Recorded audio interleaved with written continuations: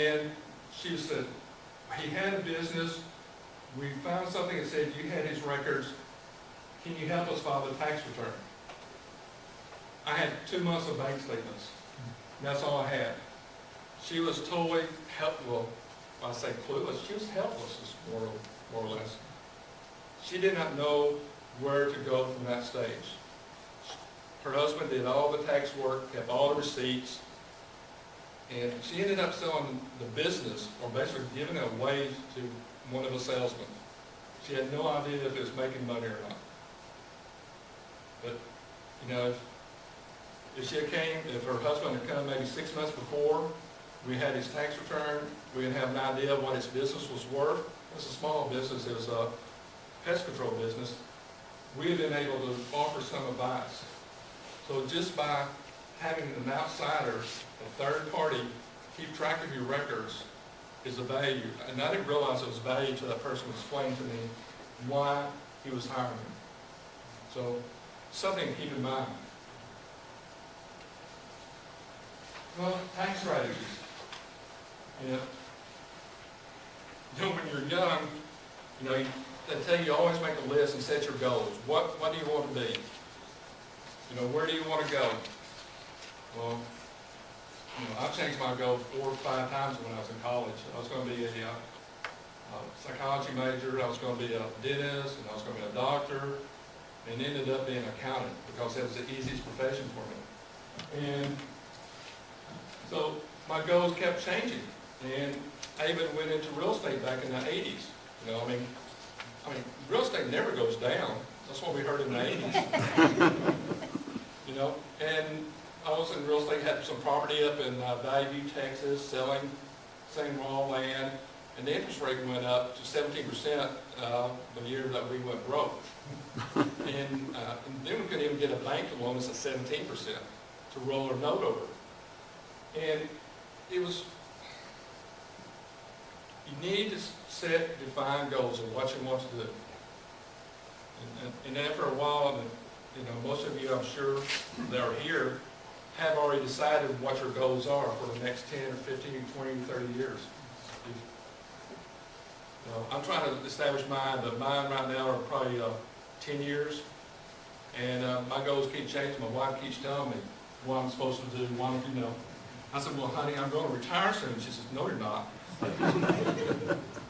She says, well, who's going to pay off my Neiman's card? And I'm going, well, honey, you know, you work at Neiman's. And that's the problem. She realizes the money she makes from Neiman's was not equal to her charges. It just didn't work out. So she's thinking maybe she should find a different job, you know, one where she can have a net income. Yeah. So, you know, your strategies and your goals, you need to determine what they are. And I found, you know, last several years, I've been looking at a lot of financial plans for myself. I've realized that there's a lot of different vehicles out there that can help you end up to where you want to go. Years ago, I was just put my money in mutual funds and let it go. You know, the stock market over the course of history will always go up. Then after I saw my 401k several years ago, you know, take a 40% drop, and I'm 61 next month. It's hard to take those 40% drops. You know, you need more, you know, security. So my goals and where I want to go have changed some. You know, I need to be more conservative, a lot less risk. And that's basically, you know, the presentation. I do want to answer some of the questions that were submitted. And look at them here. There's one question about basis, and I was hoping Rick was going to answer it, because that's a tough one. That was one of the questions that was submitted about dividends. You know, if you own stock and you reinvest the dividends into the stock, what is your cost now? And like I said, I wish Rick would answer that one. But But it's because it's a difficult question. I had one client, and he kind of referred to a client or a person he's worked with, that trying to go back and reconstruct that history of that stock is next to impossible. This one lady sold some stock, and it was actual total stock, oil company, purchased it back in the 80s. We was going through, she had a big folder of records about it on this stock, and it's only worth maybe $6,000 or $7,000 maybe total. And we noticed that in the 80s, it was, the original stock was sold 7 times, bought 7 times by different companies. So her original investment was $100, but then she ended up with 5 shares of this stock, which in turn was owned by this stock, and it was all dividends, and I'm going, I just kind of shake my head. You know, I said, I could probably spend a month trying to figure out what your basis is on that. And that's when Rick said the security brokerage houses are going to start supplying that information. I'm thrilled. I mean, that's been a nightmare for accountants for anybody preparing taxes for years. I'm looking at, going back to my personal Roth and looking at my contributions over the years, and I was going to pull up an old statement, and my brokerage house, First Trade, doesn't provide that information. They said, we only go back 2 years. And I go, well, you know, can't you see a history of my account? And, you know, just putting in the amount of contributions. They couldn't tell me what my contributions was. So I had to go back to my previous tax returns and track it myself. But on the question about dividends being reinvested in your mutual fund,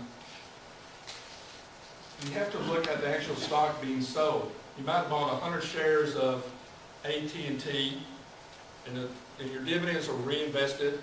So when you turn around 10 years and sell it, you're not selling 100 shares anymore. You're actually selling 110 shares. So it's not selling the same quantity that your cost was. So you have to put a value or cost value of that additional 10 shares. And that is actually should be equal to your dividends. So you can ballpark it and say, well, what's the average cost per share, and take that additional shares and put a value on it, or you can go back and add up all your dividends for the last 10 years. Well, you know, which one, trying to go back through 10 years of statements, it's a lot easier to figure out, estimate the cost for those additional shares, put it to your cost, and not pay tax on it twice. Generally, your accounts will give you that at the end of the year. They'll give you all those transactions. They'll list them. Is that not a correct statement? You're talking about your brokerage house? If you have an account, for example, an investment account, and then it'll have in there all the transactions for that thing, including all the buys of individual pieces of stock and so on. But at the end of the year, they'll give you a summary of that. Yes. Okay. But when it goes back 10 years, you end up having to go back 10 summaries. But if you just keep those annual summaries, you Yes. got it. Okay. Yes, you're The right. problem is, once you get rid of that annual summary, you don't have it. Well, it's not the problem of getting rid of it, it's finding it. Yeah. You know, you got it in a box somewhere, and it's up in your attic, and it's marked, box, 2000 on it. And then you have to go through there and you say, well, you hope you labeled it correctly.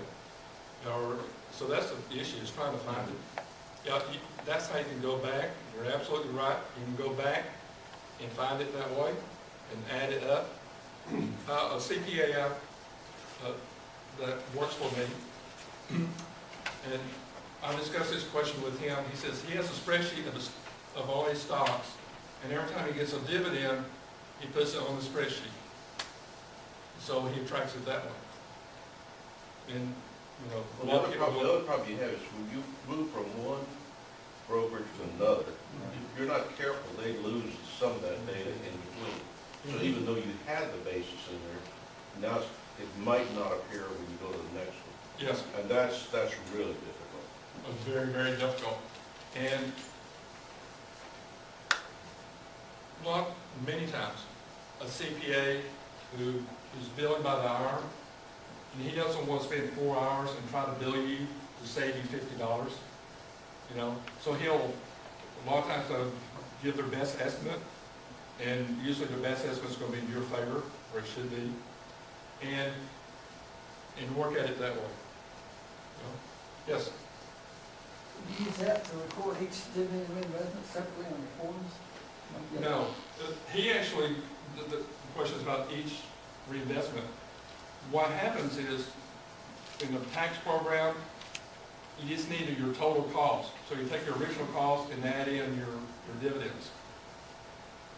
However, and it comes, you know, just one number. The CPA I work with, he just has a spreadsheet, and he'll do it at the end of a year from the summary. And he'll keep track of it. He keeps track of if he's had a stock for 5 or 6, 7 years. So if it has dividends, he'll put it and change his cost. So the cost basis is the shape of the about that stock?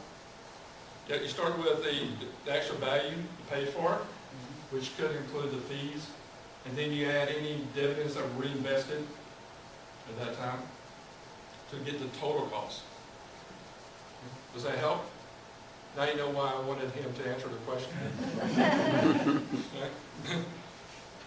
I guess. How do you handle stock splits?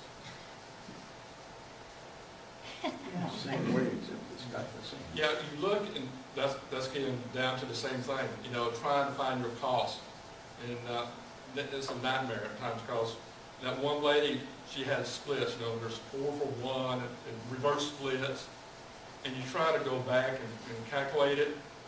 It's a total nightmare. Try to, but you have to actually calculate it each year. You know, your basis each year, and that's the best way to do it on a spreadsheet. Yeah, and I had that problem a number of years ago, and I was very fortunate that the HR group had a list of exactly what the splits were when. Otherwise, Now, and you'll get a statement that, you know, that you're trying to figure this basis out, and you look back on somebody's statement, you know, 2007, and you see they had 100 shares, and at the end of the year they had 200 shares, and you go, well, did they purchase